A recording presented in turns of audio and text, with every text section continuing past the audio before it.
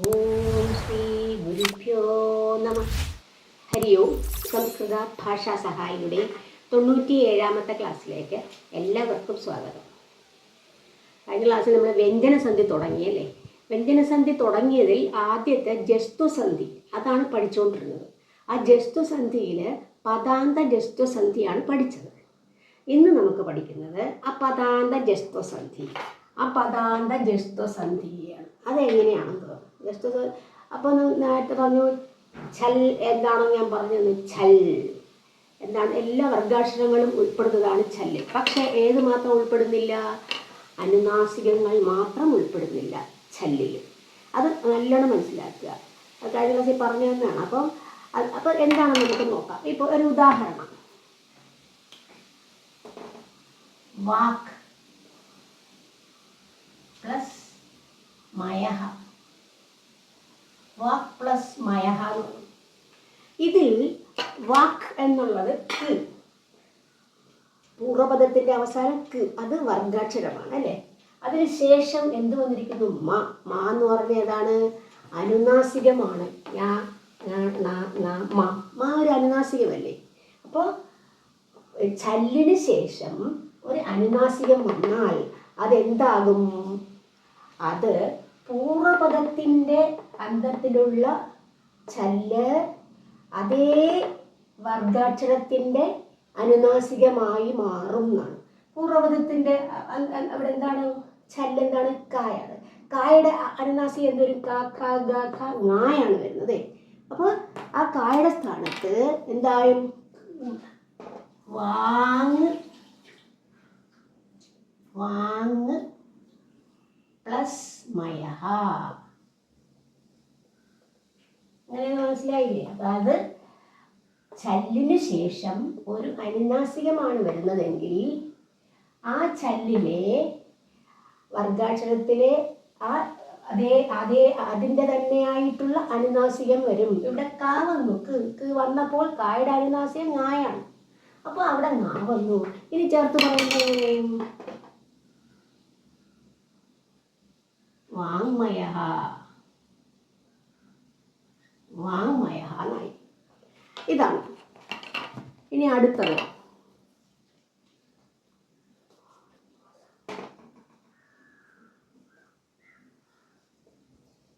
പ്രാവൃട്ട് plus മാസ. അവിടെ എന്താണ്? പ്രാവൃട്ട് പ്ലസ് മാസ. ഇവിടെ അതുപോലെ മാ എന്താണ്? അനുനാസികമാണ്. പക്ഷെ ഇവിടെ പ്രാവിട്ട് ടവർഗാക്ഷരമാണ് വന്നിരിക്കുന്നത്. ടവർഗാക്ഷരത്തിന് ശേഷം അതിൽ ടാഠ ഡാഠ നായാണ് വരേണ്ടത് അല്ലേ. അപ്പോൾ ടവർഗത്തിന് ശേഷം ഒരു അനുനാസികം വന്നു. മാരനുനാസികമാണ്. അതുകൊണ്ട് ഈ ടാ എന്ന ടവർഗത്തിന്റെ അനുനാസികം അവിടെ വരും. എവിടെ വരും? ഇവിടെ തന്നെ വരും. ടവർഗത്തിന്റെ അനുനാസികം ടാഠ ഡാഠ നായാണ് വരുന്നത്. അപ്പൊ ഇതിന്റെ സ്ഥാനത്ത് ണ വരും. പ്രാവൺ. പ്രാവൃൺ പ്ലസ് മാസഹ. പ്രാവൺ മാസഹ എന്നായി. ഇനി ഇത് ചേർത്ത് പറയണം അല്ലേ. പ്രാവൺ മാസഹ ചേർത്ത് പറയുമ്പോൾ പ്രാവൃൺ മാസഹ ആയി. ഇതാണ് അപദാന്തം എന്ന് പറയുന്നത്. പദാന്തം എന്ന് പറഞ്ഞാൽ പദത്തിന്റെ അന്തത്തിലാണ് മാറ്റം ആദ്യം വന്നത്. പക്ഷെ എങ്ങനെയാണെങ്കിലാണ് അപദാന്തം ഇങ്ങനെ ആയി എന്ന് കാണിക്കുന്നതാണ് ഈ അപദാന്തം വന്നത്. ഇനി വേറൊന്ന് ഉത് പ്ലസ് മുഖഃ. ഉത് പ്ലസ് മുഖഃ. അവിടെ തവർഗം വന്നിരിക്കുന്നു. തവർഗത്തിന് ശേഷം എന്ത് വന്നിരിക്കും? ഒരു അനുനാസികം. അനുനാസികമല്ലേ. അപ്പൊ എന്ത് ആയിത്തീരും? ഈ തവർഗത്തിന്റെ അനുനാസികം തവർഗത്തിന്റെ സ്ഥാനത്ത് വരും. തവർഗത്തിന്റെ അനുനാസികം ഏതാണ്? താഥ ദാഥ നായാണ് വരുന്നത്. അപ്പം തായുടെ സ്ഥാനത്ത് നായാവും. ഉൻ. ഉൻ പ്ലസ് മുഖഃ. നായി. ഉൻ പ്ലസ് മുഖഃ ചേർത്ത് പറയുമ്പോൾ ഉന്മുഖഃ. ഉന്മുഖഃ. അടുത്തത് ഉത് പ്ലസ് നദിഹി. ഉത് പ്ലസ് നദിഹി. അവിടെ നോക്കിക്കോളൂ, തവർഗമാണ്. തവർഗത്തിന് ശേഷം ഏത് അനുനാസികം വന്നിരിക്കുന്നു? ന. താഥ ദാഥ ന വന്നിരിക്കുന്നു. അപ്പോൾ ഇവിടെ തായുടെ തന്നെ അനുനാസികം വരും. തായുടെ തന്നെ അനുനാസികം അല്ലേ താഥ ദാഥ ന. അപ്പോൾ അവിടെ ന തന്നെ വരും. അപ്പോൾ ഉദ് പ്ലസ് നദിഹി, ഉൻ പ്ലസ് നദിഹി ചേർത്ത് പറയുമ്പോൾ ഉന്നതിഹി. രണ്ടിന ഉന്നതിഹി, ഉന്നതിഹി എന്നായി. ഇനി അപ്പ് പ്ലസ് മയം, അപ്പ് പ്ലസ് മയം. അപ്പ് പവർഗമാണ്. പവർഗത്തിന് ശേഷം ഒരു മ ഒരു അനുനാസികമാണ്.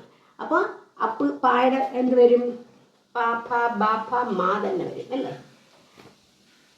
അം പ്ലസ് മയം, അം പ്ലസ് മയം ചേർത്ത് പറയുമ്പോൾ അമ്മയം, അമ്മയം, അമ്മയം എന്നായി. അടുത്ത നോക്കിക്കോളൂ, വിദ്വത്ത് പ്ലസ് മണ്ഡലി, വിദ്വത്ത് പ്ലസ് മണ്ഡലി.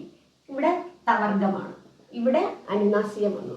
അപ്പോൾ ഈ തവർഗത്തിൽ എന്തായി? തവർഗത്തിൻ്റെ തന്നെ അനുനാസികം വരും. തവർഗത്തിൻ്റെ അനുനാസികം ഏതാണ്? താഥ താഥ ദാഥ നായാണ് വരുന്നത്. അപ്പം തായുടെ സ്ഥാനത്ത് നാ വരും.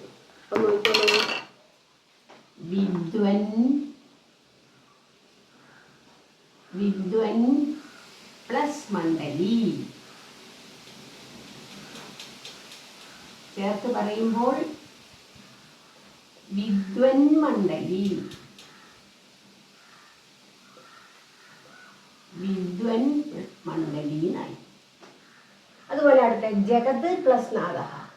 ഇവിടെ തവർഗത്തിന് ശേഷം ഒരു അനുനാസികം വന്നു, നാ വന്നു. അപ്പോൾ തവർഗത്തിന്റെ അനുനാസികം എന്താ? താഥ ദാഥ നാ തന്നെയാണ്, നാ തന്നെയാണ്. അപ്പൊ ജഗൻ, ജഗൻ പ്ലസ് നാഥഃ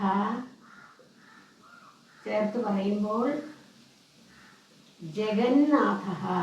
രണ്ട് നാ, ജഗന്നാഥഃ എന്നായി.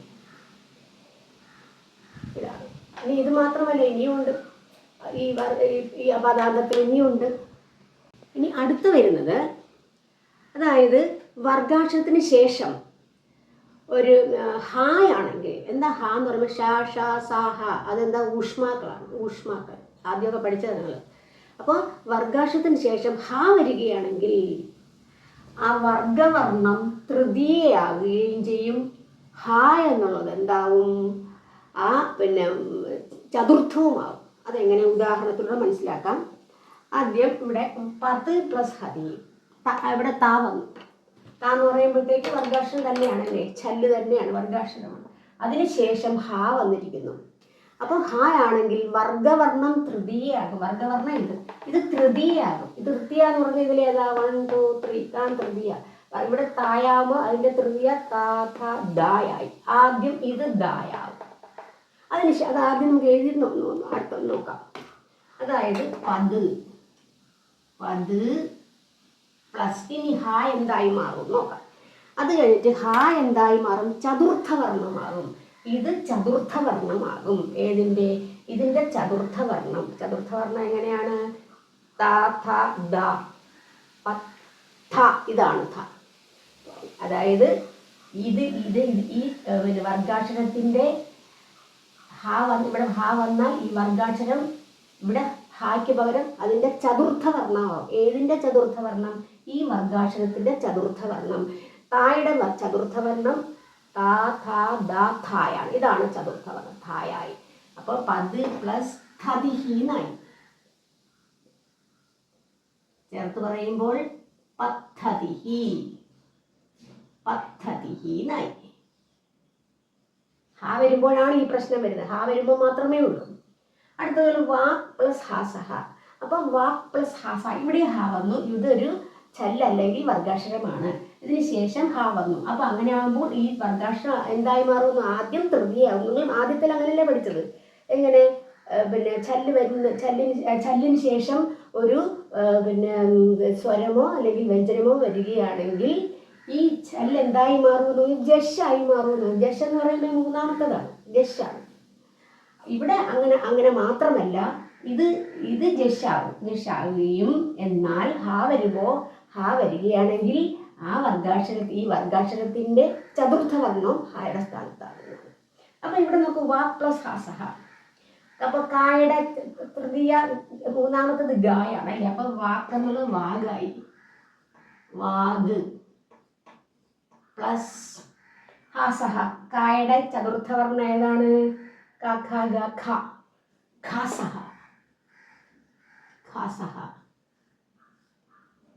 ചേർത്ത് പറയുമ്പോൾ വാക്ഹാസഹ.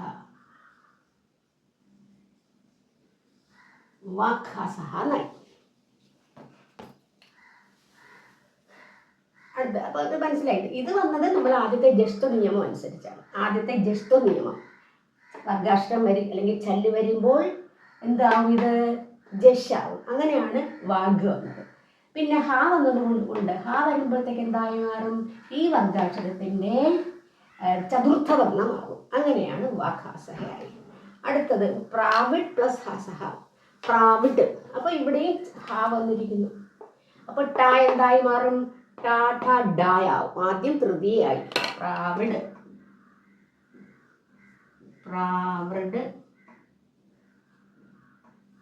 പ്ലസ് ഇനി ഹാ എന്തായി മാറും? ഈ ടവർഗത്തിന്റെ ചതുർത്ഥം ഏതാണ്? ഈ ഠായാണ്.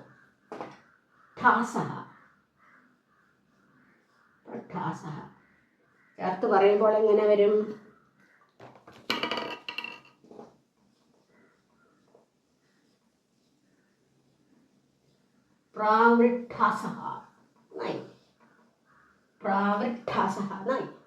ഇതുപോലെയാണ് വരുന്നത്.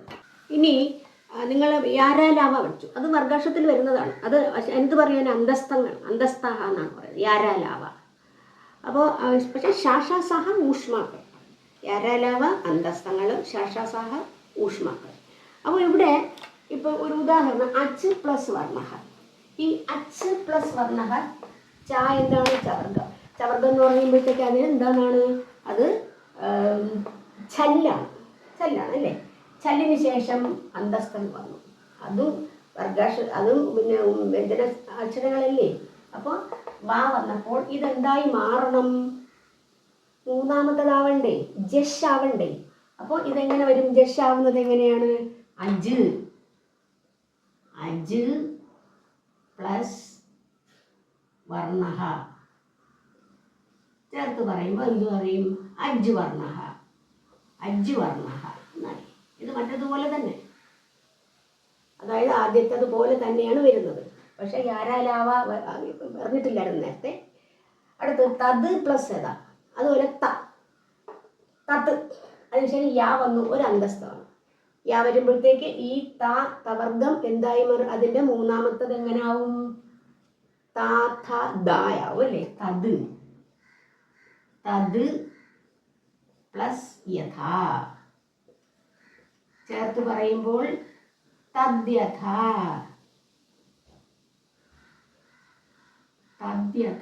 എന്നായി. ഇങ്ങനെ എഴുതാം. തദ്യഥ ഇങ്ങനെ എഴുതാം. തദ്യഥ എന്നായി. മനസ്സിലായില്ലേ? ഇങ്ങനെയാണ് വരുന്നത്. അപ്പോൾ ജസ്റ്റസന്ധി കഴിഞ്ഞു. അതായത് ജസ്റ്റസന്ധി എന്ന് പറയുമ്പോൾ ചല്ലിന് ശേഷം സ്വരമോ വ്യഞ്ജനമോ വരികയാണെങ്കിൽ ആ ചല്ല് എന്തായി മാറുന്നു? ജഷായി മാറും. ജഷ് എന്ന് പറയുമ്പോഴത്തേക്ക് വർഗാക്ഷരത്തിൽ മൂന്നാമത്തതാണ് വരുന്നത്. അത് അതിൻ്റെ സ്ഥാനത്ത് ഇപ്പോൾ കായുടെ സ്ഥാനത്ത് ഗായാവും. അത് നേരിട്ടുള്ള ജഷ് ആയിത്തീരുന്നു. പിന്നെ മറ്റത് അപദാന്തം വന്നപ്പോൾ എന്തായി? വർഗാക്ഷരത്തിന് ശേഷം ഏതെങ്കിലും വർഗാക്ഷരത്തിൻ്റെ അനുനാസികമാണ് വരുന്നതെങ്കിൽ ആ വർഗാക്ഷരം എന്തായി മാറും? അത് പിന്നെ അനുനാസികം വന്നാൽ പൂർവ്വപദത്തിൻ്റെ സ്ഥാനത്ത് അതിൻ്റെ അനുനാസികം വരും. പൂർവ്വപദത്തിൻ്റെ സ്ഥാനത്ത് ഇവിടുത്തെ സ്ഥാനത്ത് അതിൻ്റെ അനുനാസികം വരുമെന്നാണ്. അതോടൊപ്പം തന്നെ ഹാ എന്തായി മാറും? ഹാ ഇരിക്കുന്നത് കൊണ്ട് ആ വർഗാക്ഷരത്തിൻ്റെ ചതുർത്ഥം ഹായുടെ സ്ഥാനത്ത് വരും. അതാണ് അപദാർത്ഥം പഠിച്ചത്, രണ്ടെണ്ണം പഠിച്ചത്. അപ്പോൾ മനസ്സിലായല്ലോ. അപ്പോൾ ജസ്റ്റുസന്ധി ഇവിടെ അവസാനിക്കുന്നു. ജസ്റ്റുസന്ധിയുടെ 2 വിഭാഗവും ഞാൻ പറഞ്ഞു തന്നു. ഏതൊക്കെയാണ്? പദാന്ത ജസ്റ്റുസന്ധി, അപദാന്ത ജസ്റ്റുസന്ധി. ജസ്റ്റുസന്ധി എന്ന് പറയുമ്പോൾ ഛല്ലിന് ശേഷം സ്വരമോ വ്യഞ്ജനമോ വരികയാണെങ്കിൽ ആ ഛല്ല് ജഷായി മാറും. ഇനിയുള്ളത് അടുത്ത ക്ലാസ്സിൽ വരുന്ന അടുത്ത വിഭാഗമാണ് വ്യഞ്ജനസന്ധിയിലെ അടുത്ത വിഭാഗം. അടുത്ത ക്ലാസ്സിൽ നമുക്ക് പഠിക്കാം. അപ്പോൾ ഇന്നത്തെ ക്ലാസ്സിൽ എല്ലാവർക്കും മനസ്സിലായി കാണുമെന്ന് വിശ്വസിക്കുന്നു. അടുത്ത ക്ലാസ്സിൽ കാണുന്നവരെ എല്ലാവർക്കും നന്ദി, നമസ്കാരം.